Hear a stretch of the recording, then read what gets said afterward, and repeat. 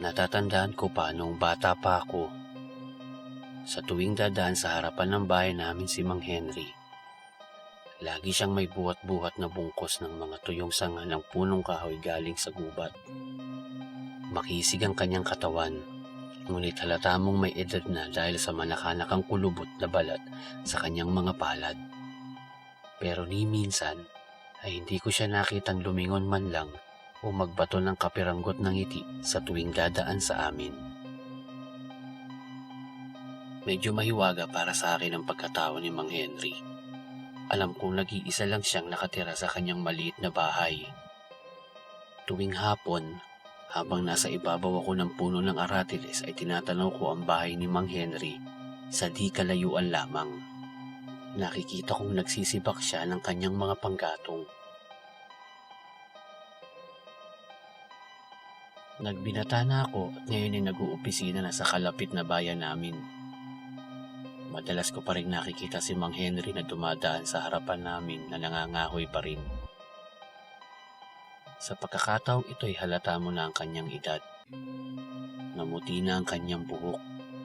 Halata mo na rin ang mga galit na galit niyang mga ugat sa braso habang pasan-pasan ang mga panggatong. Isang hapon na wala akong pasok, ay naglakas loob akong abangan at kausapin si Mang Henry. Niyaya ko siyang mag-inom ng kaunti upang sa gayon ay magkakilala kami. Sa unay naiilang siya ngunit napapahayag ko din siya. At doon nagsimula ang kababalagan. Sa unang pagkaharap namin sa inuman ay okay naman. Nagkukwento siya ng mga tungkol sa pangangahoy niya, mga pagkaing madalas niyang niluluto. Mahilig din siyang magkwento ng katatakutan tungkol sa lugar namin.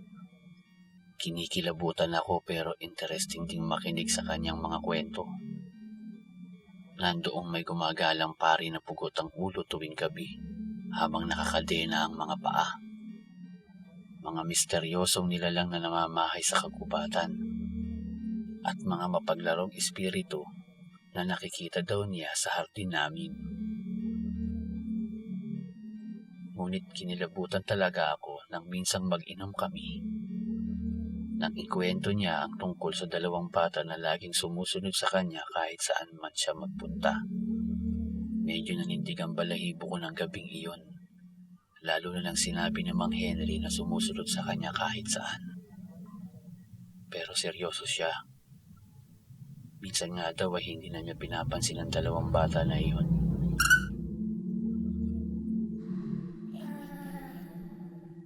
Isang batang babae na may akay na maliit na batang lalaki. Noong una daw ay kinakausap pa niya, ngunit hindi naman daw nagsasalita. Nang tumagal ay kinilabutan na din siya. At maging sa bahay niya ay nagpupunta na din ang dalawang bata.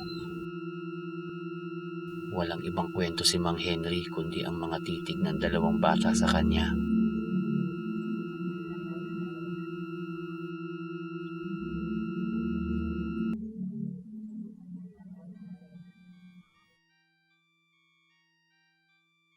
Isang beses na wala akong pasok kinabukasan ay inabangan ko si Mang Henry na dumaan sa harapan ng aming bahay. Gusto ko siyang yayain na mag-inom ngunit sa pagkakataong ito ay doon naman sa kanyang bahay. Para maiba naman. Gusto ko rin na ma-experience ang hindi mawala-wala sa aking isipan na dalawang batang lagi na lang sumusunod sa kanya. Baka sakaling totoo at makita ko nga ang mga bata na iyon. Maya-maya'y hito't dumadating na mula sa gubat si Mang Henry. At hindi na siya nakatanggi, lalo na at may nakahanda na akong pulutan na lulutuin sa bahay niya. Halos takip siling na nang makarating kami sa kanyang bahay. Inabot ko kay Mang Henry ang dala kong isda na aming pupulutanin upang malinis at mailuto na. Pinuksan ko na din ang alak na aming iinumin. Lumagok ako ng alak habang pinapanood ang matandang abala sa paghahanda ng pulutan. Hindi siya nagsasalita sa mga oras na yon. May nakakabiging katahimikan sa lugar na yon. Simula nang dumating kami sa bahay ni Mang Henry, ay ni isang salita mula sa matanda ay wala akong narinig. Animoy abala siyang mag-isa na para bang wala siyang kasama. Nahalata akong nakakadalawang botelya na pala ako ng alak na dala ko. Pinagmamasdan ko lang si Mang Henry na nakatalikod sa akin. Naisipan ko siyang tanungin kung ano ang gagawin niyang luto sa isda.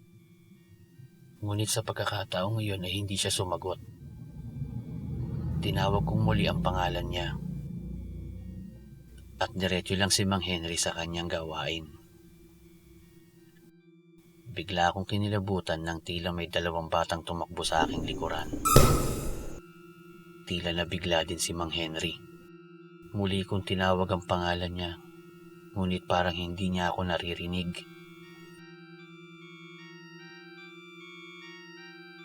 Natakot at pinagpawisan ako ng malamig. Bumilis ang tibok ng dibdib ko. Lalo akong nagulantang nang may lumabas na matandang babae sa pintuan.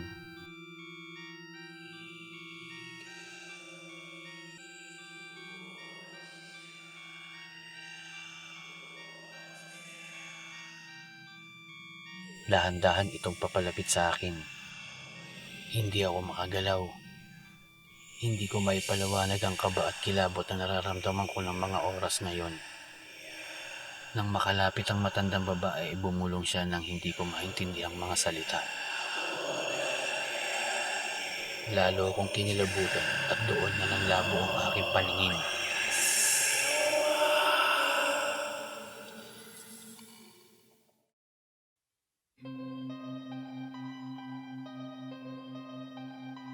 Napabalikwas ako mula sa higaan ko. Gulong-gulo ang isip ko. Sino ang mga tao sa bahay ni Mang Henry? Sa unay naisip kong panaginip lang ang nangyari. Ngunit ang sabi ng nanay ay hinatid daw ako kagabi ni Mang Henry. Dahil lasing na lasing daw ako. Ang natatandaan ko lang ay hindi pa naman ako lasing ng gabing iyon.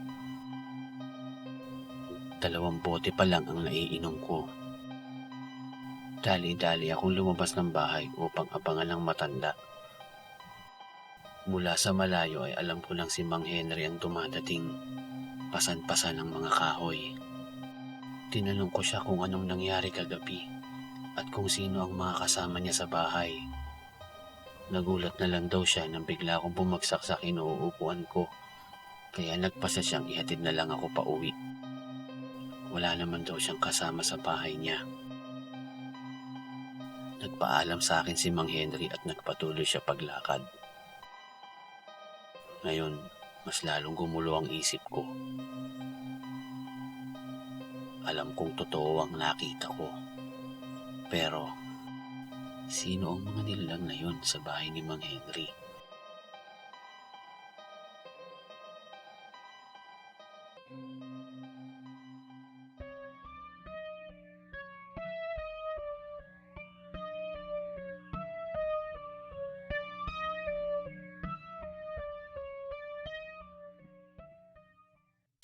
Subscribe. Subscribe now.